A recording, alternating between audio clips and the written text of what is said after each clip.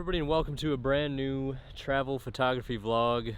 I am out here at Kinzua Point, about 2 hours, just shy of 2 hours from where I live, and I'm mainly here to do some astrophotography. Since we are in a class 3 bortle, relatively dark sky is what that means, and as you can see, the view here at the Allegany Reservoir is insane. It's so huge and vast and expansive. I couldn't help but come here to do astro, but it is like maybe 45 minutes or so before sunset, and I don't know how well you guys can see some color up there. Not many clouds, obviously, because we're trying to shoot star trails and made sure the forecast called for little to no cloud, which is the case just around dark, I would say. Everything's gonna start clearing out. But there is a trail here, and it's not even a mile long according to the map. And I just wanted to kind of venture down it and see what kind of views can be had at the end. So I will update you guys if there's any interesting vantage points.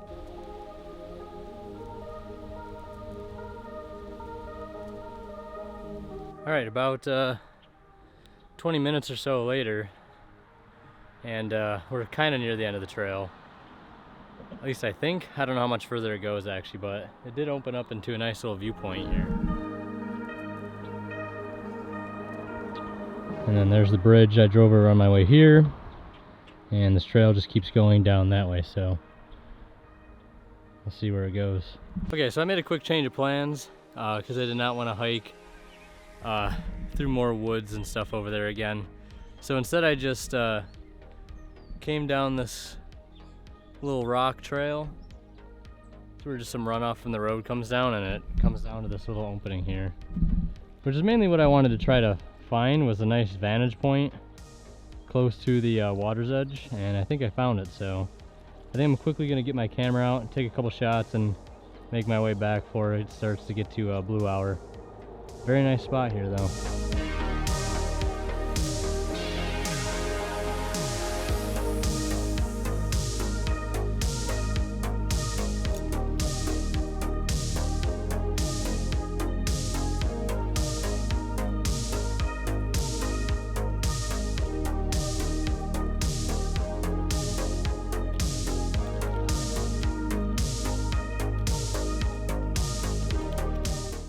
That has to be one of the weirdest ways I've ever got my camera out of my bag.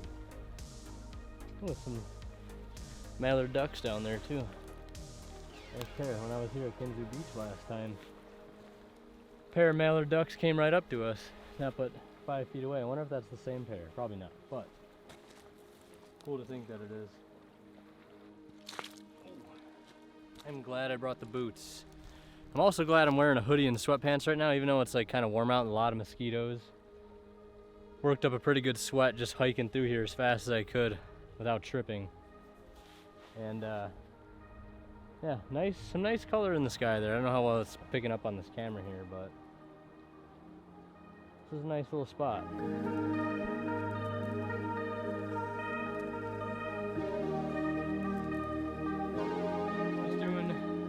Step exposure brackets at f11, ISO 64, aperture priority, which I don't think I've ever said that, or maybe I have, but I always shoot an aperture priority. I think aperture priority for most things is gonna get the job done, especially for landscape photography anyways. So I stopped almost at the end of the trail here because I was hearing some bird noises, and I wanted to ID them using the Merlin ID app, which if you like birds just as much as I do, and you ever go on hikes, or you go on hikes a lot, definitely recommend that app. You can pull it out anytime you hear birds you might not recognize, and just let it record, and it records really well. It's very sensitive just using the built-in microphone, but it just picked up an eastern towhee and a veery, which is a bird I don't think I've ever heard of before, nor heard, so that'll be really cool to show my brother because he's a huge birder too. So very, very cool. I didn't see him, but heard him, so they are nearby. As you can see, we still have some clouds lingering in the area. 27% high cloud by just around nightfall, like when it becomes full dark, which is probably gonna be around 10:30. So these clouds might not clear out for a little while, which is fine. We don't need them to clear out until it actually gets full dark, astronomical, like nighttime, whatever photo pills refers to it as, but that is when it is fully dark and it is the best time to shoot stars beyond that point. Yeah, astronomical twilight ends at 10:20, so around 10:30 we can get ready to shoot our star trails, and hopefully all this will clear out by then. Looks clear above me. Doesn't look clear out that way, but we got about 2 hours to kill essentially before we actually need to do anything. I might actually move the truck over there so I can be a little closer to where I'm gonna have my tripod set up. There is a little like building over there, like an information center or something. I hope it doesn't have lights on it at night. Although if it did have lights, I feel like they would be on by now. Like a street light would probably be on near this point. It just blows my mind every time I either look at pictures of this place from the last time I was here, or I just get to see it now. It's just insanely just like vast is like the best way I can describe it. The camera probably doesn't do it justice.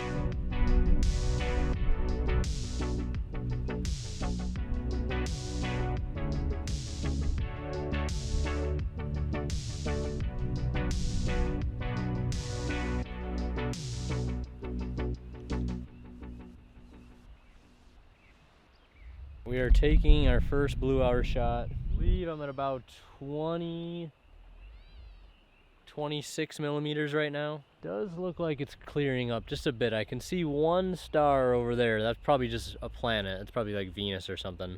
But I'll go ahead and put a picture up on the screen here of what our composition looks like right now, so you guys can get an idea of how things are looking.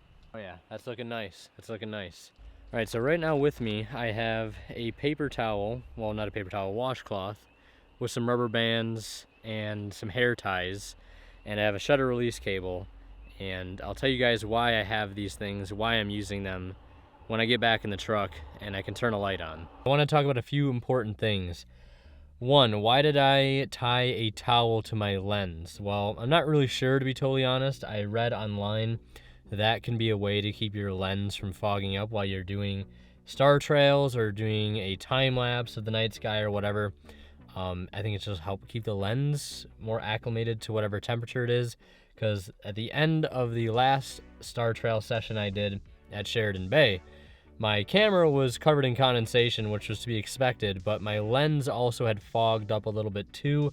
Luckily, the dehaze slider got rid of most of it, but it's still annoying, right? So I kind of want to see if this will actually prevent that from happening. Now, the other thing too is I do have a shutter release cable hooked up to my camera, because that is going to be how I just let it continuously take shots after shots without having to use the interval timer feature. I just put it in continuous mode, continuous shots, and lock the shutter release cable, and it works just fine. I think it's just a generic Nikon shutter release cable that I got off of B&H for a couple bucks. All right, so it is time for an update.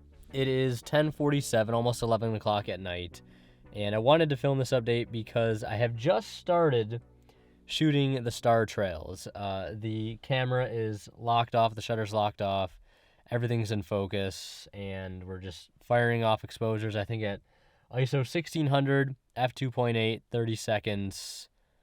Yeah, that's the camera settings and everything right now. But we have a couple problems, 2 problems mainly, and these are going to be problems that you're going to counter at any point you do astrophotography. These will be pretty common problems. The first one, the most common thing, is going to be light pollution.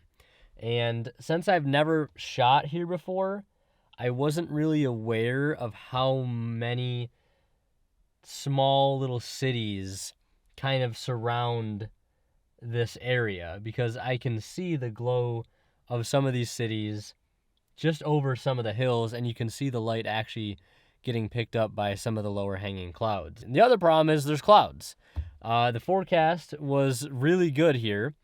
High cloud, low cloud, medium cloud, literally completely clear. But, you know, upon taking some of the photos, and I'll show you guys, you can see there's actually quite a bit of clouds. You really just can't see the stars at all. So what I'm doing to not make this entire trip in vain is I'm just letting it shoot, right? I'm just letting it go, and we're just gonna see, you know, if those clouds will clear up. All right, another update. It is 11:34. It's almost been an hour since the last time I talked to you guys, but we are leaving because I just took about 80 photos for the star trails, and those clouds, they aren't going anywhere fast. Yeah, unfortunate. It's just the way it goes sometimes. And just packing all the gear up, putting my other lens back on, and yeah, we're getting out of here.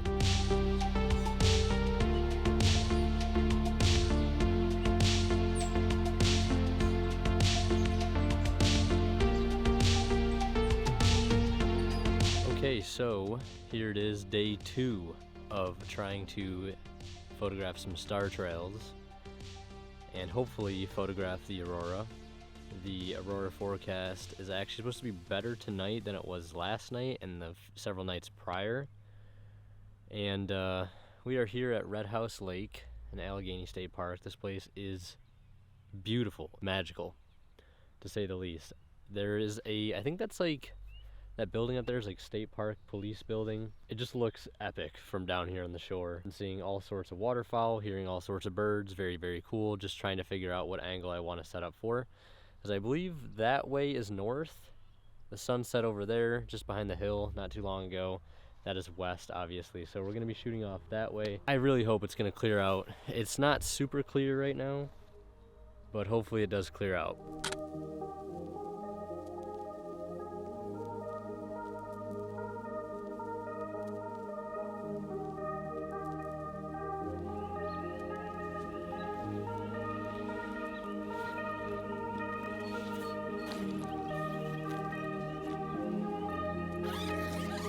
Thing that's happening right now too is, since it's so calm out, wind wise, there is a bit of a reflection on this lake, which if we do get star trails will make for a very nice reflection in the water. With any luck, a mosquito just flew into the sensor. Alright, so now let's go ahead and pick out our composition here, now that it is definitely blue hour. So I'm going to back up just a little bit, because there's this little island right here, and I kind of want a decent portion of it in the shot. We're also going to employ the same technique we did last night too, with the towel.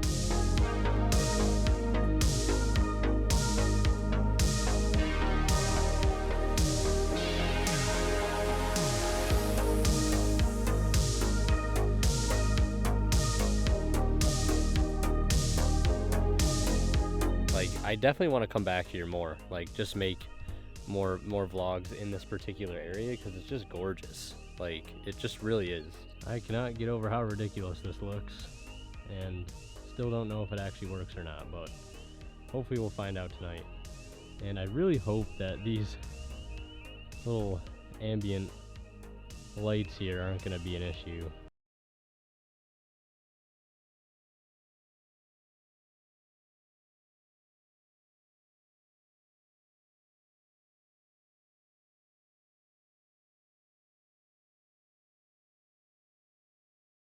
It is currently just after 9:30, and I wanted to check in with you guys because there's been some new discoveries. The first thing is I just took a 30-second exposure at 2000 ISO just so I could get a better look at what the night sky currently looks like over there. You know, how many clouds are there, how many stars can we see? And the good news is we can see some stars. More stars than we were able to see last night. Now, we couldn't see any stars last night, so a small improvement here is a big improvement. It's not perfect. It definitely, you know, could be a lot clearer over there, but, you know, it's a good sign and I'll take it. The second thing is those little side lights that I was showing you guys earlier, with a 30-second exposure at 2000 ISO, there's actually lens flares that are being picked up on the camera in the position that it's in, which is really bad, and that could potentially ruin our shot.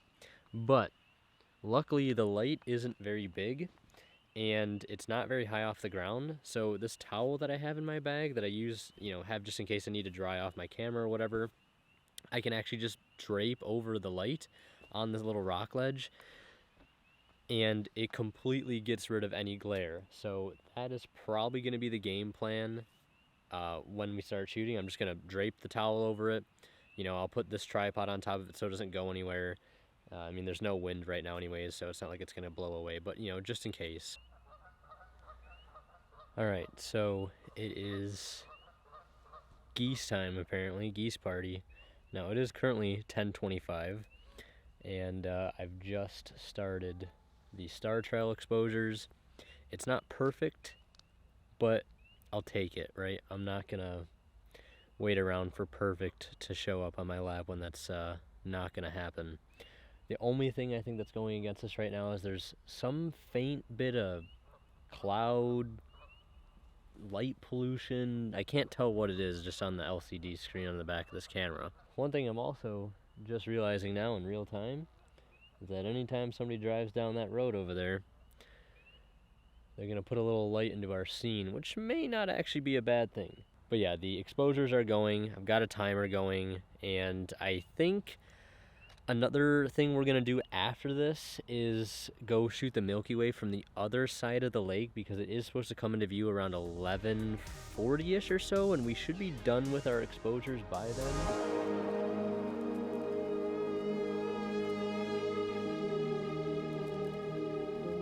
Okay, another update. We just wrapped up the star trails, and I've got some good news. Everything looks great. It's all in focus. The star field is pretty dense, considering the little bit of light pollution we have on the horizon, but there are no clouds, so I think we'll have some pretty solid star trails at the end of it.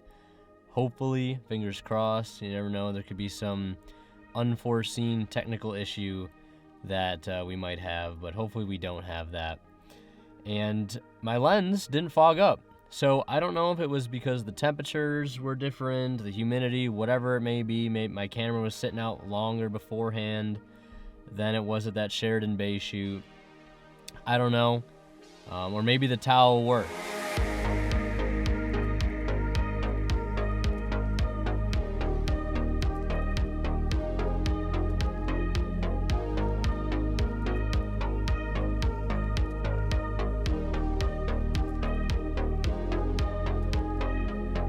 Welcome back to the studio, everybody, and we're going to go over some of the post-processing that went into some of my favorite images from this recent trip to Allegany State Park, Red House Lake, etc., etc.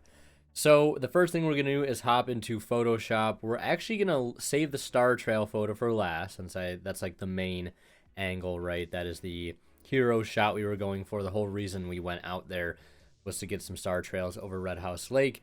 But first, we're going to look at one image that I showed to you guys when we were in the field still, of that building up on the hillside with that beautiful reflection of that small island in the lake. We're going to take a look at everything I did to get that image, how it looks straight out of camera to what you guys saw earlier. So right now we are currently looking at the original raw photo. This is what that shot looked like straight out of camera. As you can see, the sky has pretty much no detail and no color in it. The shadows are very dark, but we have all the information there that we need to be able to make it look how you guys saw earlier in the video when we were in that in the field segment. And I edited this photo how I would normally edit any of my landscape photos. I start in Lightroom, do some basic, light adjustments, balancing highlights and shadows, and then I take it into Photoshop and apply some global adjustments and then fine tune it from there on out. So again, like I said, this is the original raw, and this was with the adjustments made in just Lightroom alone, just balancing highlights and shadows, blacks and whites, contrast, a tiny bit of dehaze, And yeah, that was pretty much it. The white balance, I think, ended up being okay. I didn't touch the white balance and tint. I ended up just leaving that until I ended up getting to my Color Effects Pro, the Nik Collection 6, I believe it is, which is a plugin for Photoshop I've been a huge fan of for many years.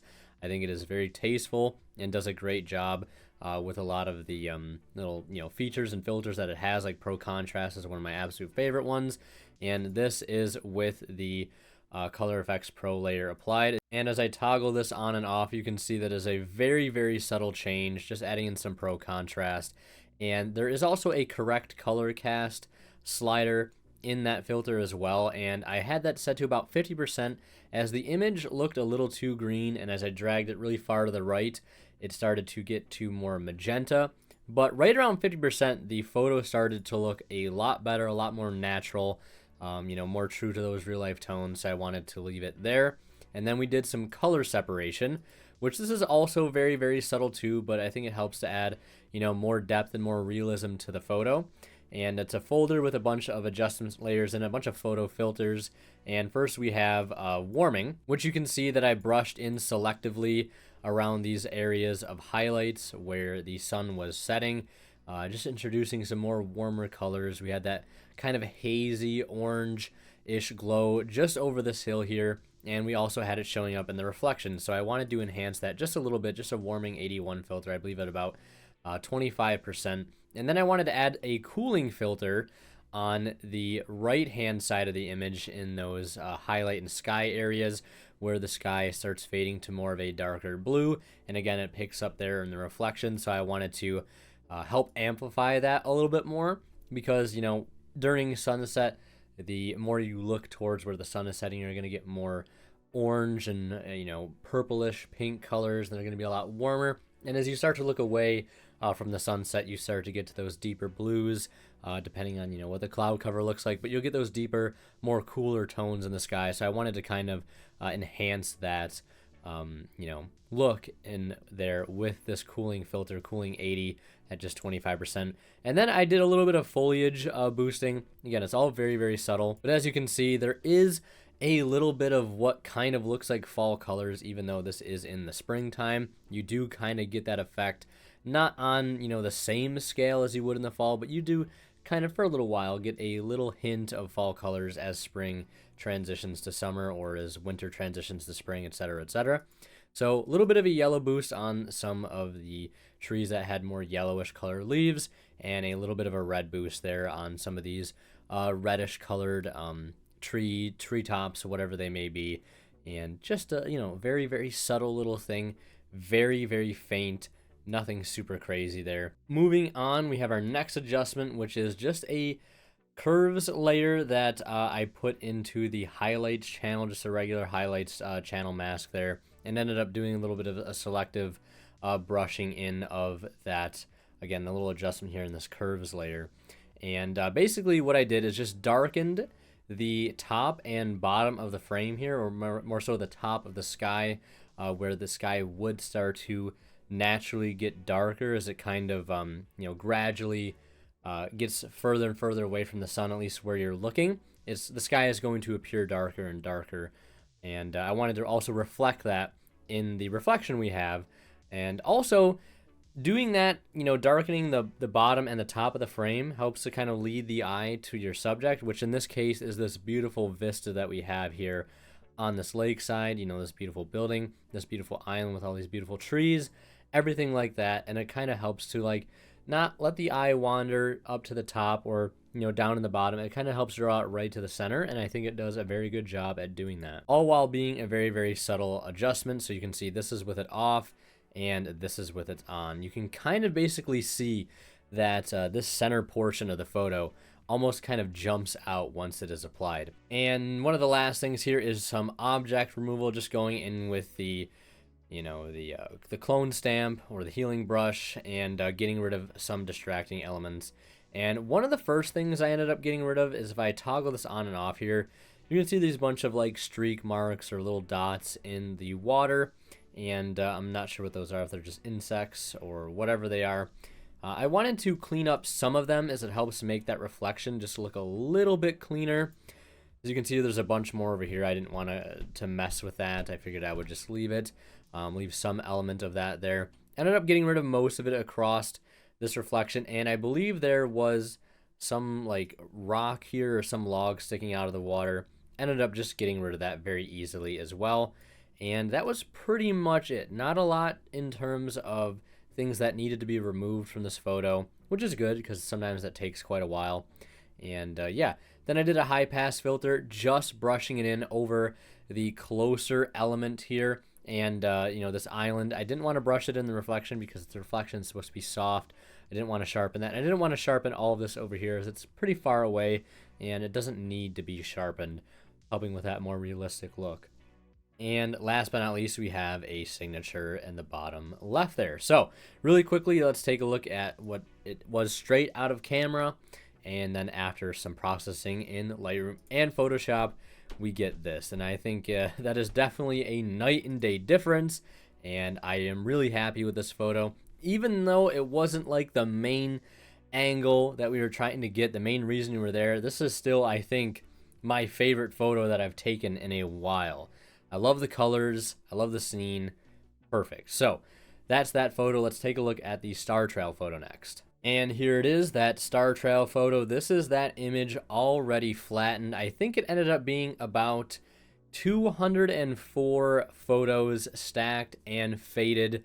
Ended up just doing a simple, I think it was a 1 degree fade all the way down to maybe the last 5 or 6. I had to keep at 1% because it wasn't a clean 200. It ended up just being 204. I didn't want to cut out those extra 4 because why not, right? Still make the nice fade work. And instead of the stars going down, you know, fading them, you know, towards the top, I ended up doing the opposite way, which wasn't intentional, but I kind of like the way that it looks. And right here is a cleanup layer, and this is here mainly because if I zoom in just on this flattened version of all those 200 or so stars, you can see we have a ton of, you know, lines from satellites, airplanes, UFOs, you know, who knows what all those are. But we ended up getting rid of most of them, and that took me about an hour and 45 minutes to do. And once all that was said and done, we do have the final result there. It's really hard to notice when you're fully zoomed out, but once you get a better look at it, you know, if this was a print or something or blown up really big, what have you, you would definitely be able to see that difference of getting rid of all of those weird dots and lines that kind of break up this beautiful star wheel that we have. And at that point, I put those two things into a folder and just named it Stars Stacked, Faded, and Cleaned. Next up, this is where things got really, really tricky, and is something I'm still trying to improve on, is blending things in, very specific things where you have very fine edges that you are trying to blend in. And that was the incorporation of that blue hour shot. So if I open up this folder here and I turn it on, you can see that we have our blue hour shot here. I didn't want to blend in the blue hour of this island over this already light painted island from our star trail shot because I like the way that it looks quite a bit. Those random cars driving by actually really helped us out to get a nicely and somewhat evenly lit island there. But, you know, the background here was still very, very dark, and I just did not like the way that it looked. And again, this is mainly why we shoot a blue hour, so we can get rid of this problem.